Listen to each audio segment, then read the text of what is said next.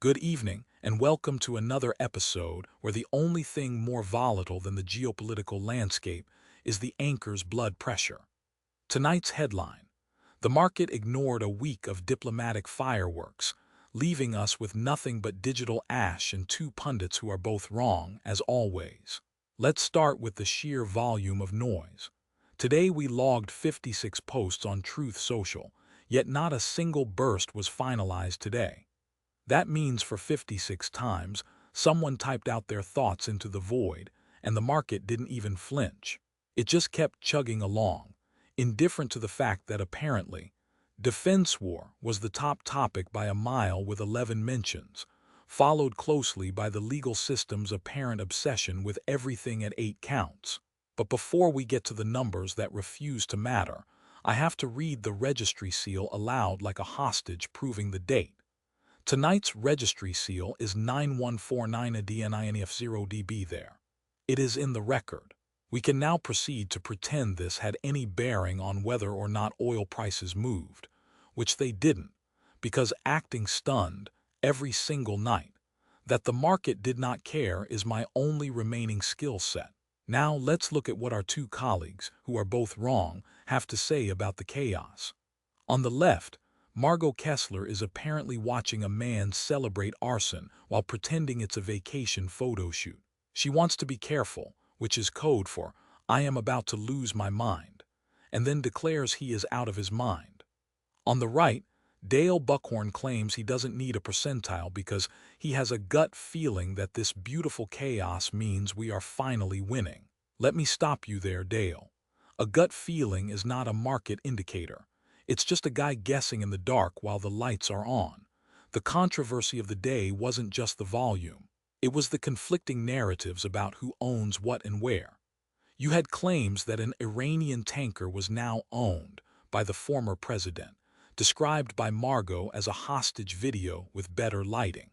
Meanwhile, Dale is calling it the Trump doctrine, taking ships and leaving flags to rot. The market saw this diplomatic tug-of-war and decided it was boring. It's like watching two people scream at each other through a glass wall while the stock ticker above them remains perfectly, insultingly horizontal. And let's talk about that gut feeling again. Last week, our poll of the week asked if more than half his bursts landing when the market is closed meant anything. The results were staggering in their lack of engagement. We got 2 votes total. 0 people thought it was coincidence. 1 vote called it deliberate, aiming to trap traders before they could react. And 1 other person said the closed market is the point because there's no price to argue back with. 2 people. That's not data. That's a survey conducted in an empty room with 2 chairs. But since you are listening at home, I have to pose this week's poll. If a political figure claims to own a foreign naval vessel while the global economy ignores him, does that make him powerful or just loud? You can vote on the site. The options are powerful, loud, both, or I'm just here for the news. Please vote. It's entertainment only, never a market forecast, never the jury. The real story is in the silence of the assets. The top topics were defense, courts, and energy oil. Yet none of these 5-alarm fires triggered a move worth noting in the percentiles versus historical baselines. The market doesn't care about your gut feelings, Dale. It doesn't care about Margot's outrage. It cares about earnings, interest rates, and supply chains, not who is claiming ownership of rusting tankers in the Persian Gulf. I promised a correction segment with the enthusiasm of a man who has one ready, but honestly, there isn't much to correct when nothing happened. The registry seal is hashed. The poll results are tallied at 2 votes. The pundits are still yelling into the void.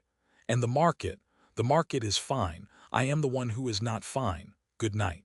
The booth weighs in on this border panic versus narrative gold rush. Here's what the booth made of it. He's trying to sell us war as a theme park, while hiding the fact that North America air filter barrier is just a mask for his border panic. Yet everyone who told her the market would punish this behavior keeps forgetting he owns the narrative. My co-panelist screams about invisible ink, while I watch the narrative coat itself in gold. Canada suffocates on this air filter fantasy, but let's be real. Margot Kessler is hiding behind her null hypothesis because she can't measure the sheer winning of Trump rebranding war as a time travel epic.